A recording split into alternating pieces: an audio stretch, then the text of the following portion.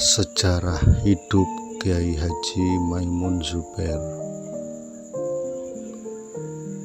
dan wafatnya Mbah Mun sebagai ulama panutan.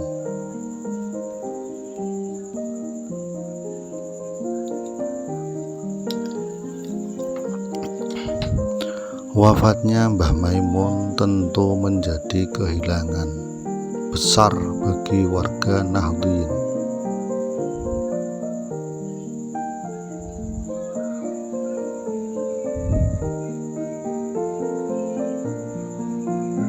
Sang Kiai sebagai sosok yang patut diteladani dengan segala sifat dan sikap kebijakannya. Mbah Maimun, beliau salah seorang warasatul anbiya atau pewaris Nabi yang tentu dalam banyak hal pasti meniru Rasulullah Shallallahu Alaihi Wasallam. Beliau adalah orang yang zuhud, orang yang sabar, orang penyayang, orang yang sangat santun, orang yang sangat tegas, dan orang yang banyak bersyukur, orang yang rendah hati, orang yang bijaksana, dan sebagainya. Itulah sifat-sifat dari Mbah Maimun Zubair. Banyak akhlak terpuji yang bisa diteladani yang terdapat pada beliau.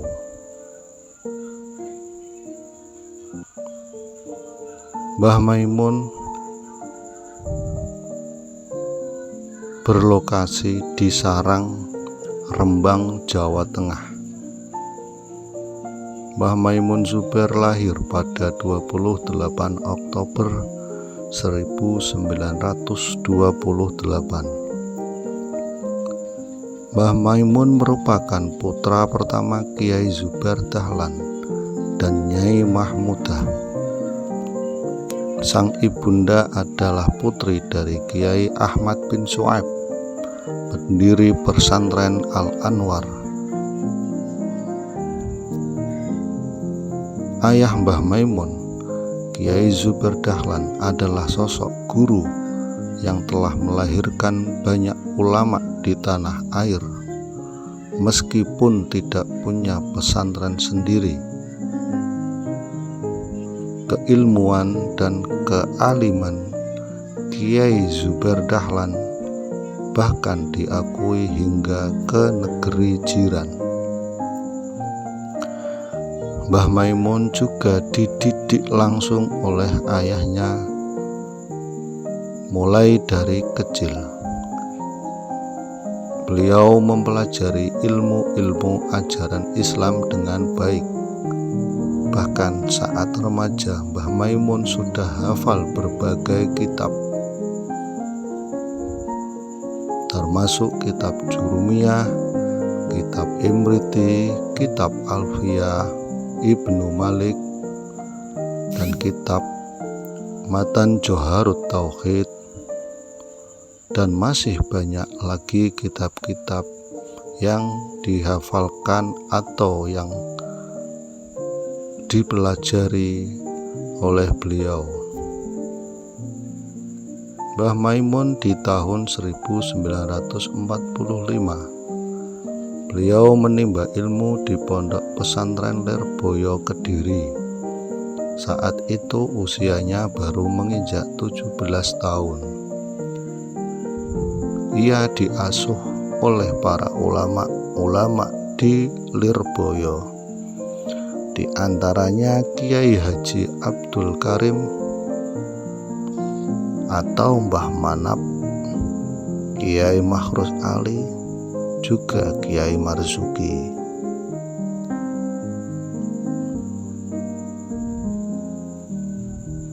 Mbah Maimun kemudian pergi ke Makkah saat usia beliau menginjak 21 tahun bersama kakeknya, yaitu Kiai Haji Ahmad bin Syuaib.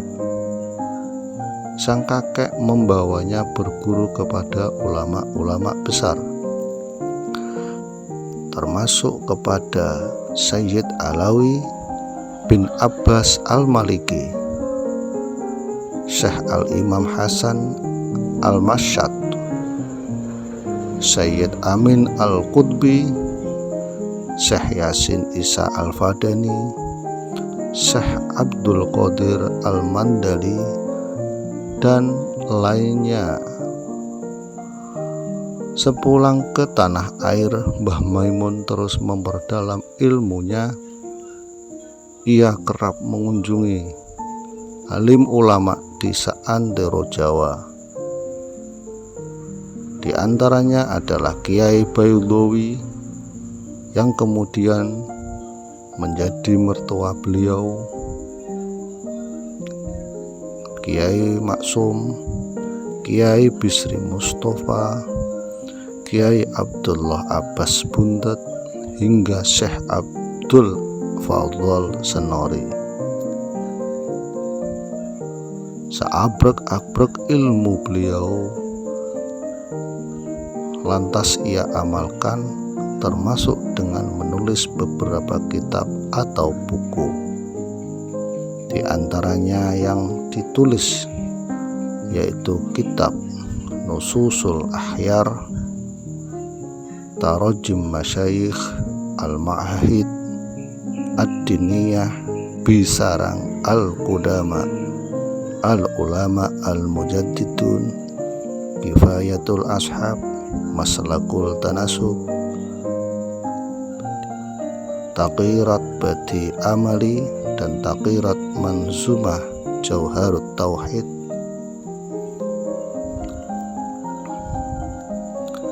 Mbah Maimun tak hanya dikenal sebagai kiai karismatik. Mbah Maimun juga berkiprah di kancah politik.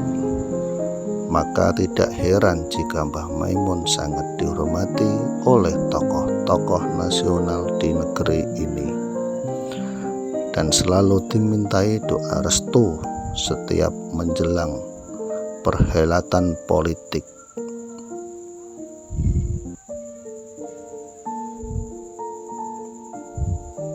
Partai Persatuan Pembangunan menjadi pilihan Mbah Maimun dalam menyalurkan aspirasi umat lewat politik. Di zaman Orde Baru, Partai Pembangunan atau Partai Persatuan Pembangunan merupakan satu-satunya partai Islam setelah dilakukannya fusi atas pengaruh Soeharto selaku presiden kala itu. Selain itu, Mbah Maimun juga aktif di pengurusan NU.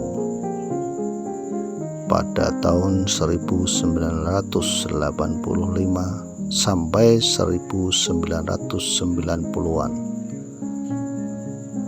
beliau menjabat sebagai Ketua Suriah NU Provinsi Jawa Tengah. Mbah Maimun duduk sebagai wakil rakyat di DPRD Rembang selama 7 tahun, mulai tahun 1971 sampai tahun 1978.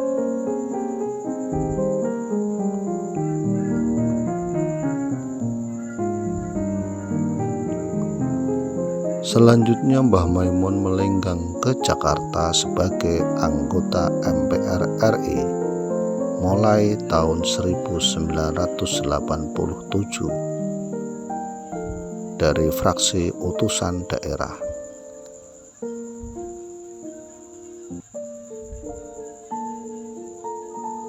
Setelah reformasi tahun 1998 yang menandai tumbangnya rezim Orde Baru dan seiring berakhirnya masa baktinya di MPR RI pada tahun 1999, Mbah Maimun kembali ke Rembang.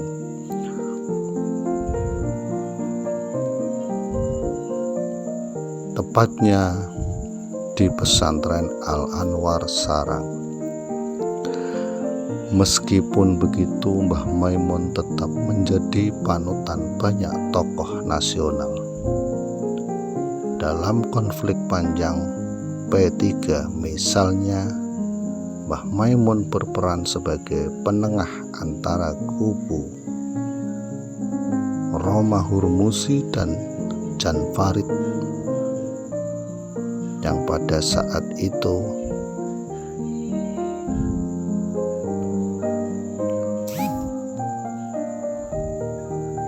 memang masih memanas. Pengaruh dan karisma Mbah Maimun seolah tak lekang ditelan zaman dan menjadi rujukan bagi mereka yang sedang bertarung di pentas politik. Di Pilgub Jawa Tengah 2018 lalu misalnya, dua kandidat gubernur yakni Ganjar Pranowo dan Sudirman Said sama-sama sowan ke Rembang untuk meminta restu dari Mbah Maimun. Bahkan kedua kandidat ini meminang dua putra Mbah Maimun sebelum maju ke Pilgub Jawa Tengah. Pak Ganjar mendekati putra Mbah Maimun Taji Yasin, sementara Pak Sudirman berusaha merangkul Gus Majid Kamil. Adapun pasangan Ganjar dan Gus Yasin terwujud dan memenangkan Pilgub. Sedangkan Pak Sudirman akhirnya berpasangan dengan Bu Ida Fauziah.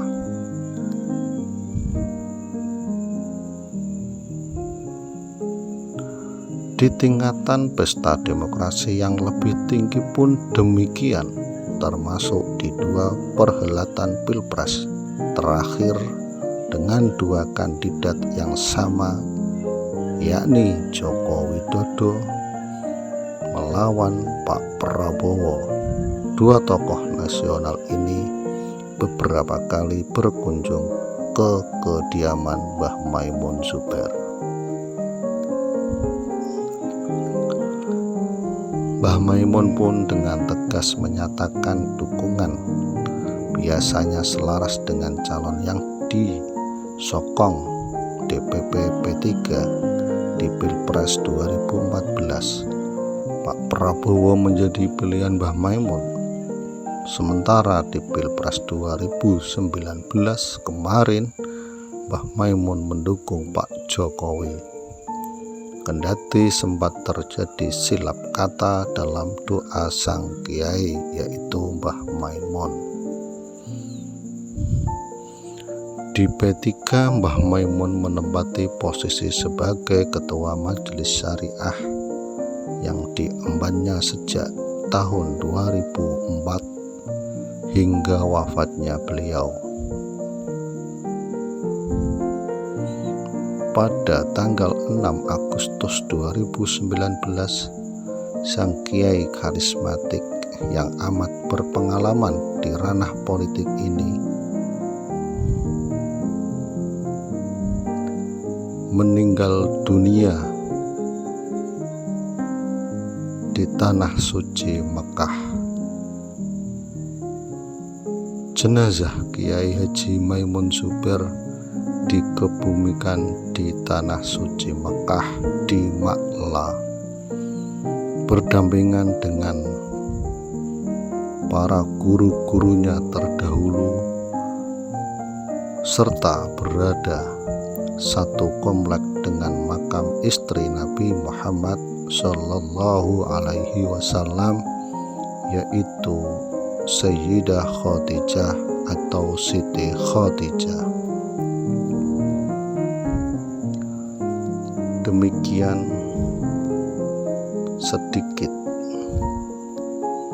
tentang sejarah hidup Kiai Haji Maimun Zuber hingga wafat beliau di Makkah. Semoga bermanfaat. Amin. Amin ya Rabbal Alamin.